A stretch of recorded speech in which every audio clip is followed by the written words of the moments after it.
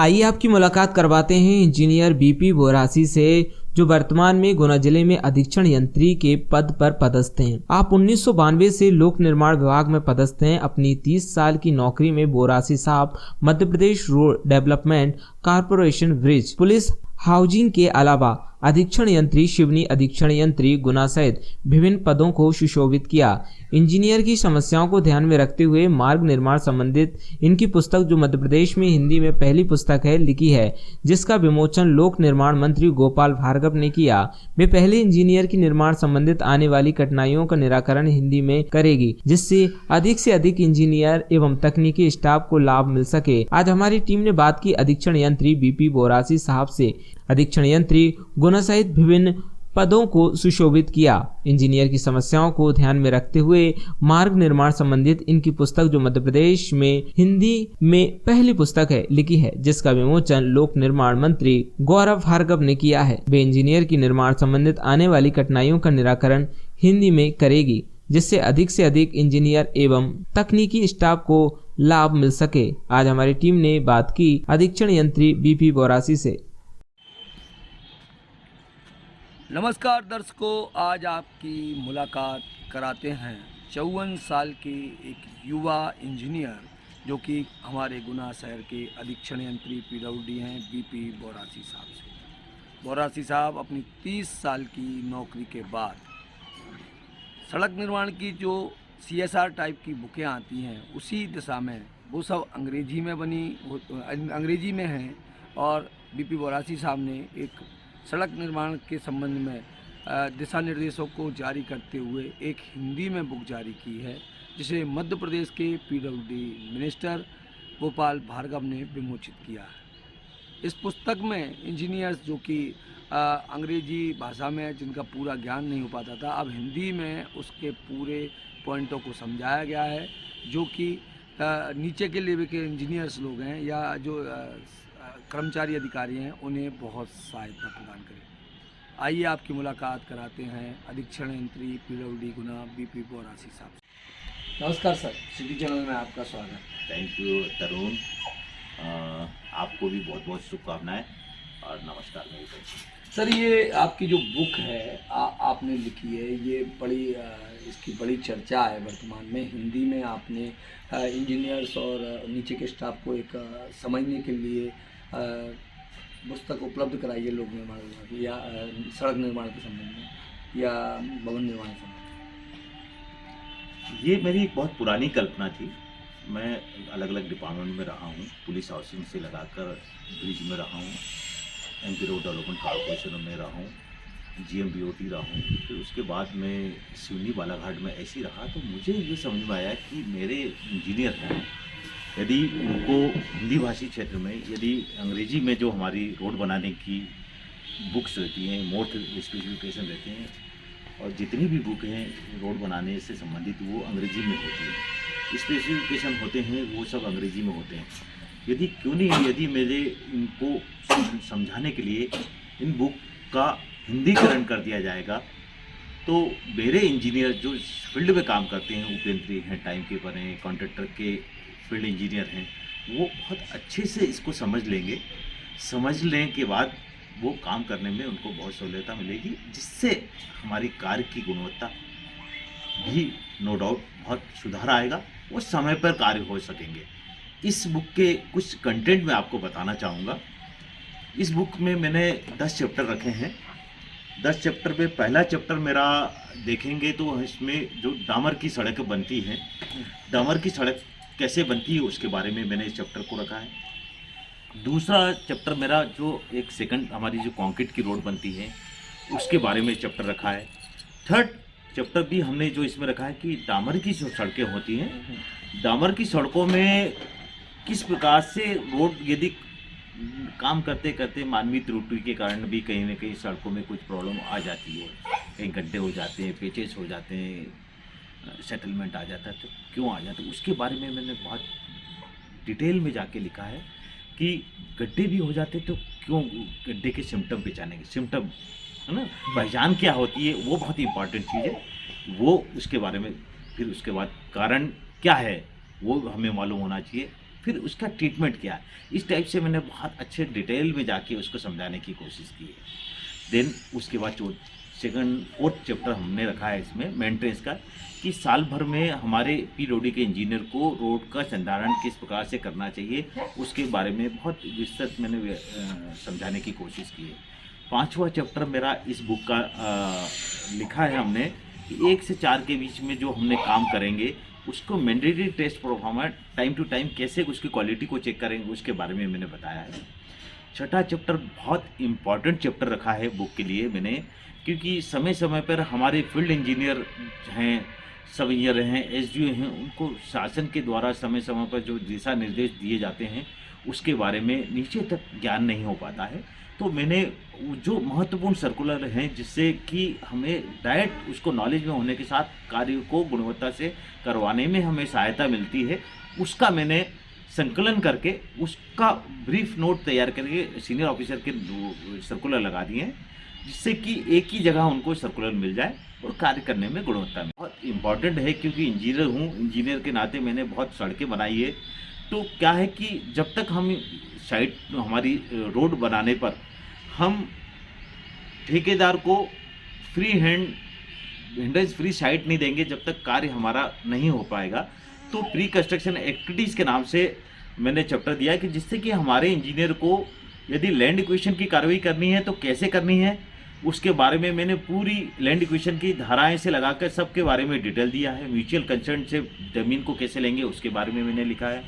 यदि हमारे रोड के साइड में पौधे लगे हैं, पेड़ लगे हैं, उसको कैसे हटाएंगे उसके बारे में मैंने पूरी व्याख्या दी है। उसके स्टेप बाय बुलेट पॉइंट बना के उसको समझाने की कोशिश की है। फिर फॉरेस्ट की परमिशन की बड़ी समस्या रहती है। फॉरेस्ट में परमिशन नहीं होने की वजह से हमारे काम बहुत अधूरे रह जाते हैं। तो हमें हमारे इंजीनियरों को ये नहीं मालूम रहता कि फॉरेस्ट में परमिशन लेने के कौन कौन सी स्टेप से हमें गुजरना पड़ेगा। तो पूरी स्टेप पहले लेटर से लगाकर आखिरी लेटर तक मैंने समझाने की उसमें कोशिश की है। और उसके साथ एक और इलेक्ट्रिकल का भी हमारा बाधा रहती है, रोड बनाने में आती है, जिससे कि बाधा हो जाती है, उसको कैसे हटाएंगे, उसकी रोड सेंटर से कितनी दूरी पे लाइन मार्क करते हुए उसको पोल को कैसे कैसे शिफ्ट करते हुए वो कैसे वापस उसके स्टोर में रखने तक की मैंने उसको समझाने की कोशिश की। ये हमारे इंपॉर्टेंट चैप्टर हो गए।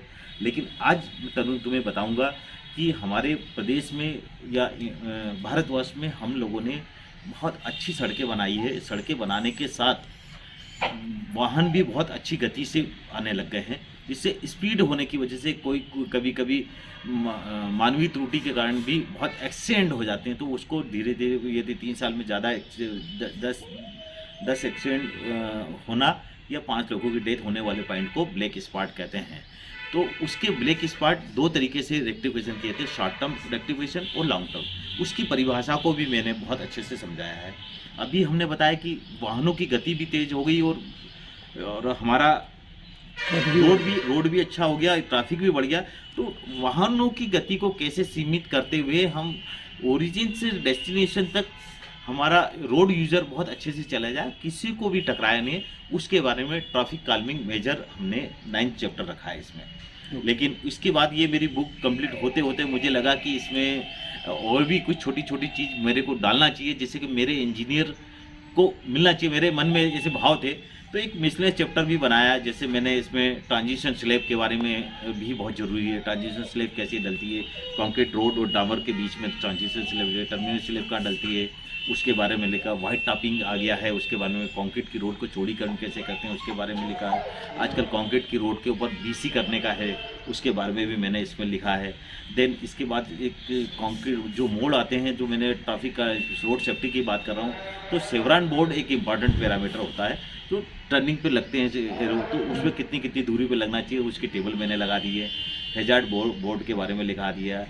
और इसके बाद और यहाँ जाकर मैंने थर्मोप्लास्टिक पेंट भी हमें बहुत इंपॉर्टेंट होता है, तो मुझे लगा कि थर्मोप्लास्टिक पेंट के बारे में भी लिखना चाहिए। तो थर्मोप्लास्टिक पेंट को भी मैंने बहुत अच्छे से इसमें लिखने की कोशिश की, जिससे कि हमारा इंजीनियर नीचे से समझ जाएगा। थर्मोप्लास्ट के अंदर बहुत इंपॉर्टेंट चीज़ होती है कि जो मिक्स बनता है उसमें इंटरमिक्स 30 to 40% ग्लास भी डलती है, वो अधिकतर नहीं हो पाती। वो उसके बारे में मैंने बहुत विशेष टिप के बारे में लिखा है। और इसके साथ ही मैंने ये भी पॉइंट करा है कि जैसे हमारे इंजीनियर जो हैं बहुत सी हर जगह उनको नहीं मिल पाता है, जानकारी नहीं मिली। जो टिपिकल क्लास है, टिपिकल सेक्शन 4 सिंगल लेन से 4 लेनिंग का फ्लेक्सिबल पेमेंट कैसे बनेगा, टिपिकल सेक्शन रिजिड पेमेंट से 4 लेनिंग तक कैसे बने, वो टिपिकल सेक्शन लगाएं। जब हम रोड सेफ्टी की बात करते हैं तो रोड सेफ्टी हमारे आज की डेट का हमारा मोस्ट इम्पॉर्टेंट पैरामीटर है। तो उसके लिए जो जितने इंटरसेक्शन हैं, इंटरसेक्शन यदि हम प्रॉपर तरीके से डिज़ाइन कर जंक्शन प्रॉपर तरीके से डिज़ाइन कर देंगे तो रोड यूजर के लिए भी बेटर रहेगा और चलने वालों के लिए भी दिक्कत नहीं है। एक्सीडेंट को कैसे अवॉइड करें, इसलिए प्रॉपर तरीके से इंटरसेक्शन हमें डिज़ाइन करके लगाना चाहिए। तो 27 टाइप के इंटरसेक्शन होते हैं जो मैंने दिए हैं, 4 laning to 4 laning, 4 laning to 4 laning, Y type के, single lane to single lane और वाई टाइप तक के मैंने इंटरसेक्शन भी इस इनकॉर्पोरेट करके इसमें लगा दिए हैं, जिससे कि हमारे इंजीनियर को बहुत अच्छे से एक ही जगह संकलन हो जाए।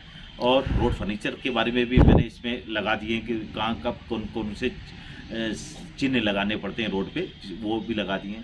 और इसके बाद 3 टेबल और लगाई है मैंने इसमें, जो कि मैंने सिवनी की लैब में बहुत डिटेल में प्रैक्टिकल किए थे। ये प्रयोगशाला में मैंने इंजीनियर की ट्रेनिंग दे के करा था। उसमें मैंने देखा था कि मिट्टी के अलग अलग क्वालिटी को हम लेते हैं, मिट्टी को अलग अलग क्वालिटी से, यदि काली मिट्टी से लगाकर सिल्ट मोरम को लेंगे, CSR टेस्ट के बारे में बात कर रहा हूँ मैं, टेस्ट के बारे में अलग अलग मिट्टी को प्रयोगशाला में टेस्ट करते हैं, तो उसके अंदर उसकी CBR कितनी है, CSR गलत बोल रहा, CBR बोल रहा, CBR कितनी होगी उसके बारे में मैंने बोला। तो आदमी हमारा इंजीनियर देख के मोटे तौर पे समझा कि इस टाइप की मिट्टी तो CBR टेंटेटिव ये होगी, OMC कितनी होगी, MDT कितनी होगी, LL क्या होगा, PL, तो एक ही चार्ट में मैंने समझा दिया। देन उसके बाद भी हमारे इंजीनियर को हर जगह यदि रोड की बात करें तो ये मिल जाना, सीनियर ऑफिसर आते हैं तो सबसे पहले ये की क्वेश्चन रहता है कि ये डामर के काम कर रहा हूँ या WM के काम कर रहा हूँ या गिट्टी के काम कर रहा हूँ, या इसकी ग्रेडिंग क्या होगी।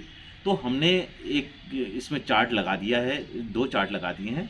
तो उसके अंदर पूरा का पूरा GSB की ग्रेडिंग 6 टाइप की, WM की ग्रेडिंग और BM की 2 टाइप की ग्रेडिंग, DBM की 2 टाइप की ग्रेडिंग, BC की 2 टाइप की ग्रेडिंग, OGPC की ग्रेडिंग, सील कोड की ग्रेडिंग और फिलर, इसके बारे में पूरी टेबल एक ही चार्ट में पूरा हमने व्याख्या कर दी है, जिससे कि हमारा इंजीनियर को वो चार्ट देख के समझ में आ जाएगा कि इसकी ग्रेडिंग ये होती है, तो कम से कम उस थोड़ा टेंटेटिव आइडिया होने से वो फिर उसको फील्ड में जाके अपना काम कर सकता है। देन उसके बाद एक और लास्ट पॉइंट है, उसमें एक और टेबल हमने लगाई है जिसमें कि कंक्रीट जो होते हैं हमारे M15 से लगाकर M40 तक की ग्रेड ऑफ कंक्रीट रहता है।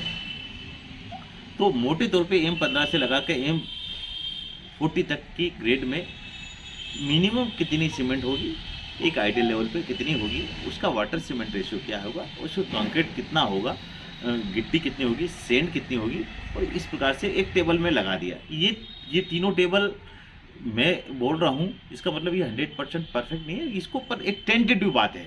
यदि हमें छोटी चीज़ पता चल जाए कि अनुमानित है, अब बहुत डिटेल में जाना तो आपको प्रयोगशाला में टेस्ट करना पड़ेगा, लेकिन मेरा अनुभव के हिसाब से मैंने इसको तैयार किया है। तो ये एक तरीके से हमारे रोड के इंजीनियर चाहे कंक्रीट की रोड बनाएंगे और या डामर की रोड बनाएंगे, उनको लिए ये बुक हिंदी में बनाई है और सरल भाषा में, बहुत सरल भाषा में समझाने की कोशिश की है। इसको बनाने में तरुण, मुझे आप तो जानते हो, मुझे लगभग पूरे 2 साल लगे हैं, और इसके लिए मेरी यही भावना थी कि मेरे इंजीनियर जो अभी फील्ड में काम कर रहे हैं उनको एक अच्छी चीज़ या अच्छी किताब दे दूं पढ़ने के लिए, जिससे कि वो पढ़ के हमारी मार्गों की गुणवत्ता को अच्छे से करें।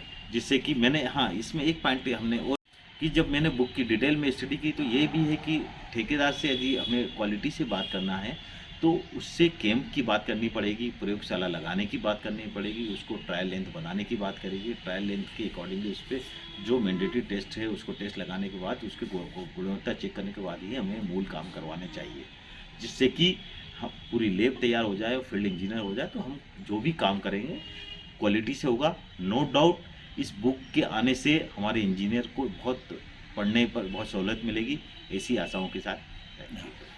आपके अंदर सिर्फ ये बताने में है तो 2 साल की जो लंबी मेहनत लगी है, आपने रात दिन इसमें काम किया है, तो क्या आपने 30 साल की नौकरी के बाद आदमी इतना थक चुका होता है कि उस पर एक्स्ट्रा काम करने के लिए समय नहीं होता। आपने इतनी अपनी एनर्जी लगा के इस काम को किया है, तो कैसा अनुभव रहा, किन किन की आपने हेल्प ली, कैसे लिया? तरुण, ये मेरी परिकल्पना 5 साल पुरानी थी। मैं एक्चुअली अभी भी स्टूडियस हूँ, अभी मैं पीएचडी भी कर रहा हूँ और मैंने जीएसआईडीएस में 2005 में एमई किया है। 2005 से 2009 में एमई किया और लगातार मैं अच्छे प्रोजेक्ट में रहा हूँ। बड़े बड़े प्रोजेक्ट मैंने किए हैं, जो चैलेंजिंग प्रोजेक्ट, जैसे चैलेंजिंग प्रोजेक्ट में इंदौर का क्रिस्टल आईटी पार्क जो बहुत दिनों से बंद पड़ा था, उसको मैंने कंप्लीट किया है। वैसे बहुत इंपॉर्टेंट सड़कें जो 2 लेन से लगा कर 4 लेनिंग तक बनाने का सौभाग्य मिला है मुझे। पर इतने काम करने के बाद जब मैं पीडब्ल्यूडी में गया, पीडब्ल्यूडी में वो भी उधर सिवनी बालाघाट एरिया में देखा कि मुझे लगा कि मेरे पास इतना अच्छा अनुभव होने के बाद यदि मैं इसको एक बुक के शेप में अच्छी तरीके से मैं यदि इसको उपलब्ध करवाऊँगा तो नो डाउट मेरे साथ में मेरे इंजीनियर को बहुत अच्छी सहायता मिलेगी। एक इसी भाव के साथ एक मेरी बुक लिखने का मैंने प्रयास किया इसमें। 30 साल का आपका अनुभव है नौकरी का। 1992 से 2022 तक पीडब्ल्यूडी या सड़क बनाने में कितने विभाग भी आ गए हैं, परिवर्तन भी हुआ और बहुत अच्छे अच्छे प्रोजेक्ट्स भी आ गए हैं। कैसा महसूस करते हैं पिछले 30 साल में? देखो, ये तो सही बात है तरुण, कि जैसा जैसा समय आ रहा है, नई नई टेक्नोलॉजी आ रही है, नए नए आ रहे हैं, नए नए प्रोजेक्ट आ रहे हैं। पहले 3 मीटर की रोड बनती थी, फिर 3.75 की बनने लगी, 5.5 की बनने लगी और 4 लेन की बनने लगी। पहले मशीनें नहीं थी, आजकल एक से एक क्वालिटी की मशीन आ गई। तो समय तो लगातार चेंज होता रहा है, तो क्वालिटी की भी बात आ रही है, टाइम लिमिट की भी बात आ गई।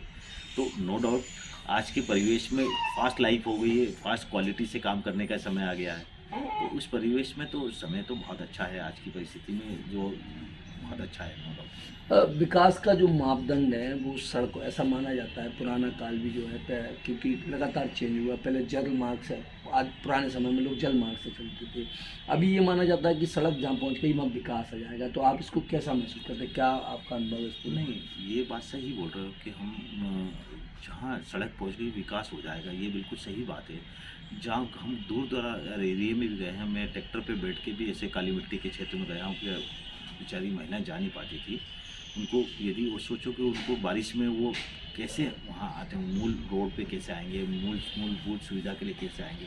आज ये बात सही है, जहाँ जहाँ हमने रोड पहुँचा दी है वहाँ विकास पहुँच जाता है आराम से, क्योंकि आदमी, गाँव का आदमी को आने के लिए साधन मिलेंगे, सिटी में आएगा, हॉस्पिटल की फैसिलिटी, एजुकेशन की फैसिलिटी, नए नए लोगों से मिलेगा, तो नो डाउट उसको देख के वो अपने गांव में काम करने की कोशिश कर, लिविंग स्टैंडर्ड में चेंज करेगा, तो नो डाउट बहुत विकास कोशिश होगा। कोरोना ने इस पूरे विकास के जो मॉडल को है, रोड प्रोजेक्ट्स, मतलब मैं आर्थिक संसाधन, मतलब पैसे की कमी आई है, प्रोजेक्ट्स में पैसे कमी आई, तो उससे थोड़ा प्रभावित किया है सर समय में, इस पूरे काल में लोगों को आर्थिक? हाँ, ये तो आपने भी देखा, मैंने भी देखा, सभी लोगों ने देखा, सभी लोगों के पहिए तक जैसे रुक जाम हो गए हों, ऐसा समय आया था। लेकिन अच्छे से ये दोनों पीरियड आराम से निकल गए, यही हमारे लिए बहुत बड़े सौभाग्य की बात है।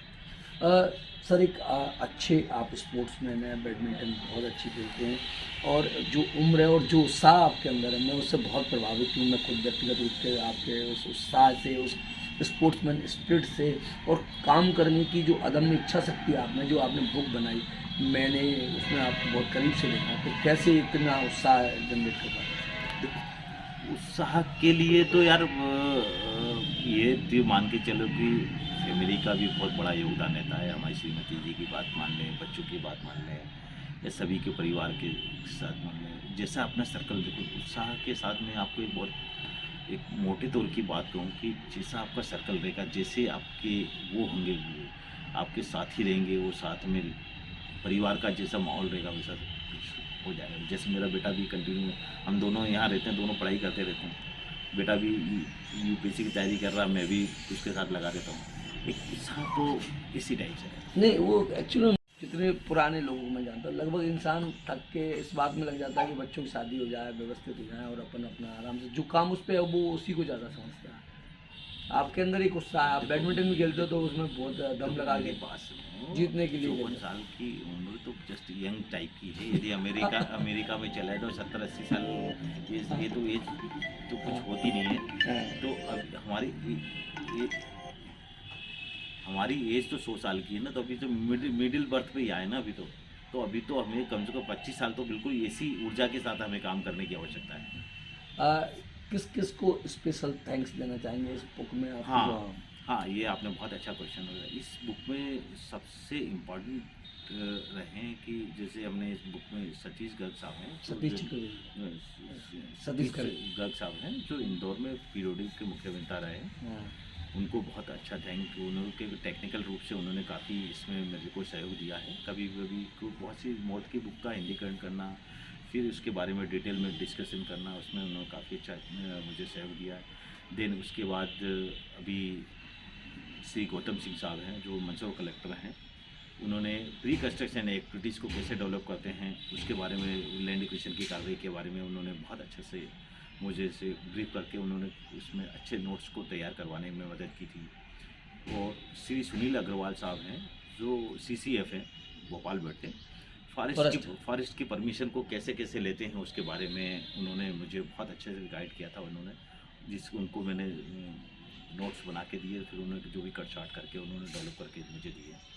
देन उसके बाद यदि मैं बात करूं तो हमारे ऑफिस में ही JK पंत हैं, मिस्टर पुष्कल हैं, देन उसके बाद ये हमारे सूद बाबू हैं और एक RK जैन हैं। देन उसके बाद हम और सबसे ज़्यादा स्पेशल थैंक्स देंगे, हमने इतने डाटा कलेक्ट कर लिए, डाटा कलेक्ट करके पूरी बुक की शेप में लेके आना और उसके अंदर अंग्रेजी का हिंदीकरण करना, सब करना, सबको मिला के सबको एक सूत्र में पहनाना। कैसे पहनाएंगे, जब माला जब भी खूबसूरत होती, जब में व्यवस्थित तरीके से फूल लगें।